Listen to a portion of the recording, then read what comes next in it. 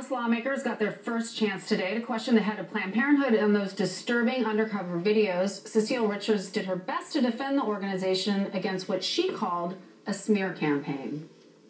Planned Parenthood has been in the news recently because of deceptively edited videos. The latest smear campaign is based on efforts by our opponents to entrap our doctors and clinicians into breaking the law. It is unacceptable that in the 21st century, women in America are routinely harassed for accessing a legal medical procedure.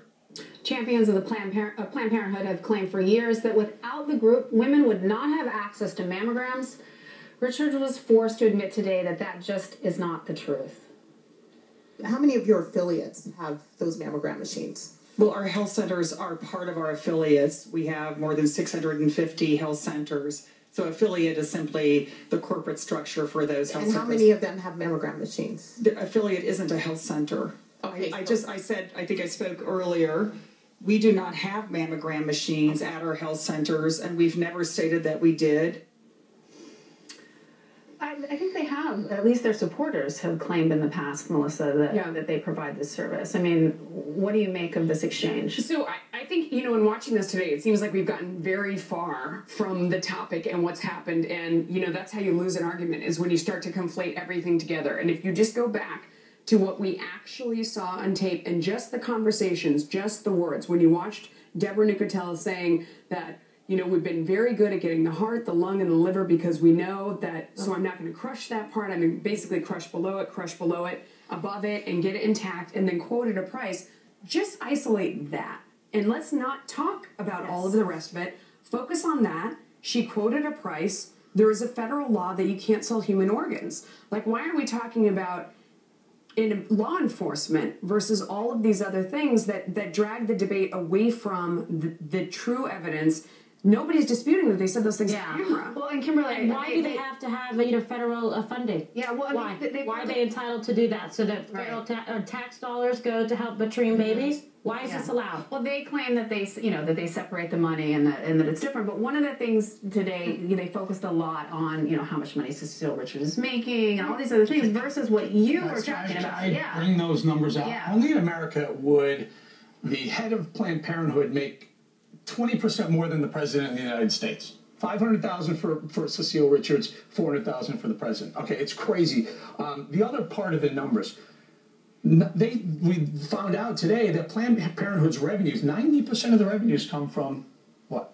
Abortion, right? 86%. So it's a very profitable group, right? So they make money on abortions. They could survive without federal funding for abortions, right? I got this right so far? I think so, yeah. So what you can do is you can split Planned Parenthood into two. You put the abortion side over there, let them be a for-profit business over there, and they make money. And then you want to supply health care, birth control, just separate them. Yeah, they should be two different organizations. Federal money doesn't go towards They're saying bifurcated. Yeah, they should be two different organizations. You want to trust them? I don't think the funnel the money's in the right place. Yeah, you can't. But I think, to Melissa's point, though, I don't think this is what matters, really. Like, Greg, what do you, I think what matters I think this is always a problem when you get into these positions. The same thing with Benghazi. If you focus on one element of who pushed the video, you win the argument. This is about the butchering of children. Right. The Democrats would love it if you turned this into a war on Planned Parenthood, or if you turned it into, because then that's translated into a war on women.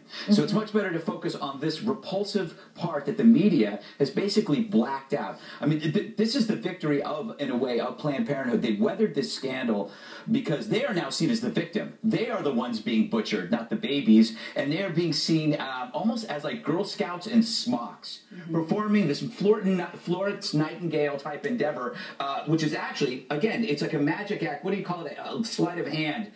Look at the mammograms and don't see what we're really doing. It's all been an illusion. But what you can do, though, is if you do split them into two, and you have the abortion clinic on one side, and they do stuff like that, you can shut it down. Yeah. And then you haven't stopped the women from getting birth control but the problem or the cancer is that you still have a majority of Americans supporting this organization, and I think that they wouldn't be supporting it if they would just yes, it is. Of course, it's accurate. No, the majority of Americans saying they don't want to stop funding. No. Planned Parenthood has very high approval rate. But let me just finish the sentence, okay? What I want to say is that I think what they should have been doing is they should have been saying, you say these are heavily doctored.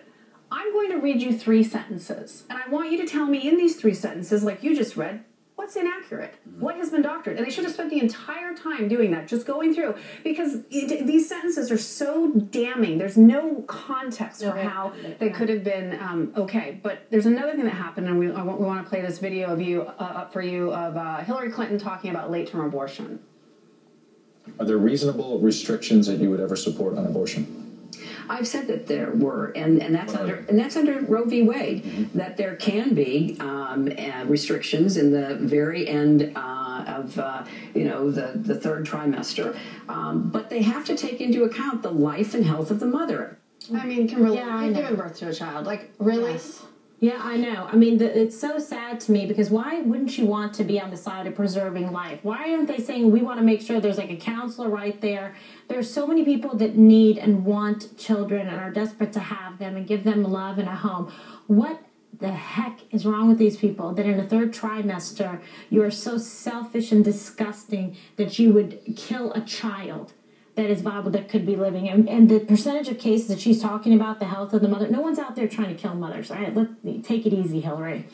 You know? Right, well, look, I mean, we're talking about a baby that's almost going to be born. I mean, she's practically at the point of saying that euthanasia is part of abortion. She's willing to go as far as you can go. And that should matter, right? People should pay attention. Is that who you want to vote for? She should just somebody should just pose one simple question. If there are signs of life in this being, is it murder when you abort it? Right. Can you answer that question? I don't think any pro-choicer can answer that question. Oh, I actually think they would answer it. I think they would lie to themselves. Or they would say until the baby's born, or until what Barbara Boxer say when they come home to the hospital. Themselves. They're lying to. They know when they see the sonogram, they know it's a living creature. Yeah. But in order to accept this evil, in which we've all in this country have accepted since Roe v. Wade, that it's a necessary evil that we have to live with for the rest of our lives, we pretend that it's not real. And this is also, Melissa, I mean, this is brutal. I mean, we're talking about a baby that is that well developed. I mean, an abortion, I mean, we're talking about a very brutal, violent act against a child, right? I was amazed that she took the bait on the question and answered it, because that has been the question they always say is never posed to the left. Like, at what point is it too late? How far do you go? And the fact that she answered it, I mean, it seemed almost like an unguarded moment. Right, but then she's got to own this, and people should pay attention and decide if that's who you want to elect, as President of the United States. Hillary Clinton, the architect of the war against babies.